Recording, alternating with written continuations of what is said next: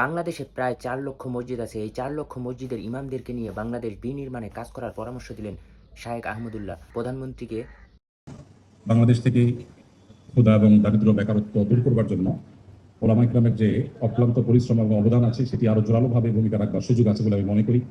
শুধু কমি মাদ্রাসাতে 7 লক্ষেরও বেশি এতিম, দুস্থ এবং অসহায় শিক্ষার্থীরা লালিত পালিত হচ্ছে। এই ছেলেগুলো, এই বাচ্চাগুলো যদি কমি মাদ্রাসার পরিপূর্ণ তত্ত্বাবধানে লালিত পালিত না হতো, তাহলে বাংলাদেশে আজ যে সমস্ত কিশোর গ্যাং সহ যে সমস্ত সমস্যা এবং ক্রাইসিসগুলো আমরা দেখতে পাচ্ছি, এগুলো কতটা প্রকট আকার ধারণ করতে পারতো সেটা বলার অপেক্ষা রাখে না। তো আমি আশা করি ওলামা ইকরাম তাদের কাজটা যেভাবে করে যাচ্ছেন, রাষ্ট্র থেকে ওলামা ইকরামকে তাদের কাজ আরো সুন্দরভাবে সুচারুভাবে পরিপালন করবার ক্ষেত্রে সহযোগিতা থাকবে। দোয়া করি আল্লাহ তাআলা আমাদের এই প্রিয় দেশটাকে বিশ্বের মানচিত্রে মাথা উঁচু করে দাঁড়াবার তৌফিক দান করুন। আমি মনে করি প্রায় 4 লক্ষের মতো মসজিদ দেশে যে আছে, বাংলাদেশে সকল পলিটিক্যাল পার্টিগুলোর অফিস, সকল সরকারি অফিস একত্র করলেও 4 লাখের ধারে কাছে হওয়ার কথা নয়।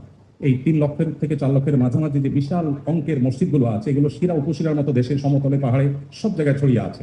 এই মসজিদগুলোর ইমামদেরকে যদি সঠিকভাবে রাষ্ট্রে ব্যবহার করা হয়, আমার মনে হয় রাষ্ট্রের চেহারা বদলাবার জন্য খুব বেশি কিছুর প্রয়োজন হবে না। দোয়া করি আবারও আল্লাহ রাষ্ট্রকে বিশ্বের মানচিত্রে মাথা উঁচু করে দেওয়ার তৌফিক দান করুন। ধন্যবাদ সবাইকে।